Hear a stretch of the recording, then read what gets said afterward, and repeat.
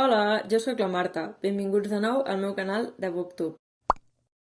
Avui us porto un vídeo una mica diferent. M'agradaria reflexionar sobre un subgènere que últimament està molt de moda, el thriller domèstic. Espero que disfruteu d'aquest breu anàlisi. Deixaré totes les fonts a la descripció del vídeo i podem discutir-ne als comentaris.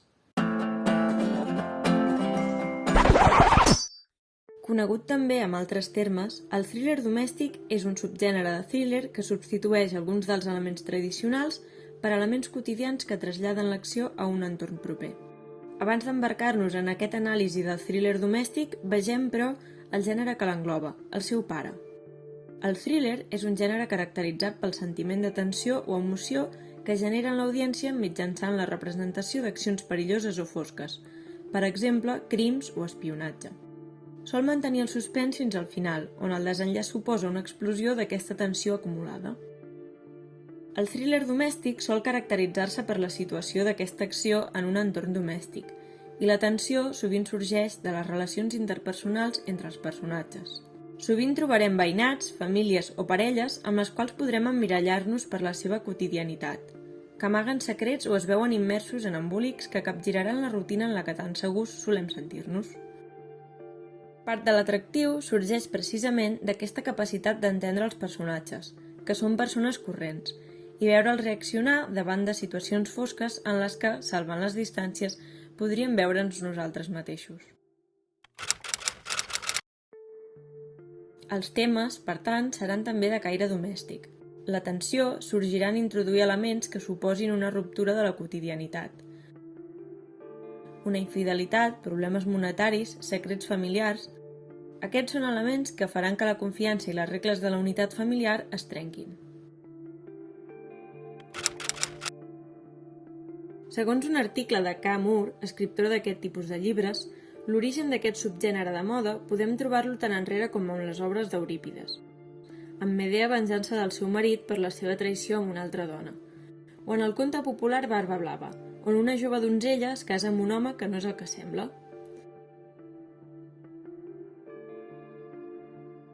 Com distingim, doncs, un thriller domèstic d'un thriller normal? Bé, com hem comentat, un dels elements més importants és la situació. L'acció es sol desenvolupar a casa o en entorns de treball. Els conflictes sorgiran d'allò quotidià i que, com a lector, reconeixem proper, tot i que en ser ficció és possible que aquests s'exagerin o es tornin més foscos. Aquest reconeixement serà el que provocarà que sovint el lector empatitzi amb més facilitat, perquè es veu en els personatges i en les circumstàncies de les quals són víctimes. Per tant, si bé el conflicte és important, sovint el personatge portarà el pes de l'acció. La protagonista, a més, sol ser una dona, que en molts exemples resulta ser també un narrador no fiable per alguna qüestió. I aquí el repertori d'excuses és llarg, des d'un trauma passat a un secret que amaga inconscientment fins a malalties mentals o l'alcoholisme. Així es dona encara més emoció a l'assumpte, emoció que prevaleix per sobre de l'heroïcitat que mostraria el dur detectiu d'una novel·la noir més tradicional. Aquí som arran de terra, en un terreny conegut i més proper. Això entraria dins de les tropes o tropo. Desconec com es diu correctament en català, ja em disculpareu. Que són temes o elements recurrents que trobem, en aquest cas, dins d'un subgènere. Entre aquests hi trobem el ja mencionat narrador no fiable, relacions tòxiques, la desaparició d'un membre de la família, l'aïllament, ja sigui mental o físic, i un llarg etcètera. Alguns exemples que trobem tant en literatura com en el cinema ens demostren que Gillian Flynn és una de les reines d'aquest subgènere, amb els 3 llibres que ha escrit adaptats al cinema i la televisió. En literatura, però, trobem també altres autores com Claire McIntosh, Shari Lapina, Samantha Downing, Lisa Jewell o Ruth Ware, entre moltes altres, que ens demostren una tendència que alguns trobaran curiosa. Tant les protagonistes com les autores d'aquest subgènere són femenines.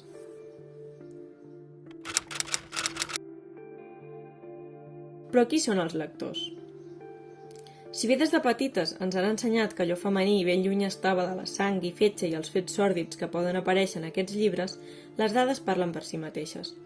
Dades, per cert, no limitades al thriller domèstic, sinó a tot tipus de llibres sobre crims.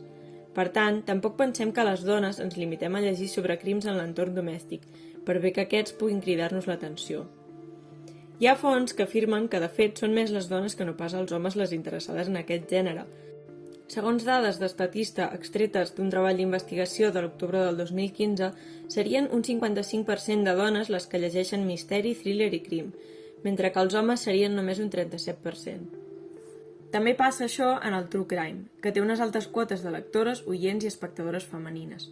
En general, consumidores interessades en comprendre d'on sorgeixen els impulsos més violents i de quina manera ha arribat algú a ser víctima d'un crim horrible. Però això és un tema que podem deixar per un altre dia. Qualsevol de nosaltres té les seves preferències, i aquestes responen als gustos, però no és gaire difícil imaginar per quina raó una dona preferiria llegir sobre una altra dona com a protagonista en comptes de llegir sobre un home, sovint amb característiques poc realistes o realçades, que investiga l'enèsim cadàver femení sense entitat en la història. Amb això no vull dir que cap llibre pugui tenir aquesta premissa, sinó que és natural interessar-se en aquells llibres escrits per autors que tenen la consideració d'atorgar a la meitat de la població una autonomia que els altres els neguen, fent-les alienes a un gènere que sosté per les lectores. Però no tot és qüestió de gènere. A qui no agrada un bon trencaclosques que es va descobrint davant dels seus ulls i que té lloc en un entorn del qual podria formar part? Sense oblidar el gran atractiu que té ser gairebé un voyeur de personatges que podrien ser els nostres veïns, espiant a través d'una finestra tot el que fan, involucrar-nos en la part més privada de les seves existències i les ombres que camuflen a la part més pública de la seva vida. És estrany, doncs, després de tot, que cada vegada més persones es sentin atretes per un subgènere amb elements que sentim nostres, que ens dediquem durant una estoneta a imaginar els secrets més foscos dels que ens envolten, o que les dones per fi haguem trobat un subgènere en el que no només se'ns deixa fer de les nostres, sinó que en podem gaudir sense haver de limitar-nos a ser un cos en una nevera. Parlem-ne.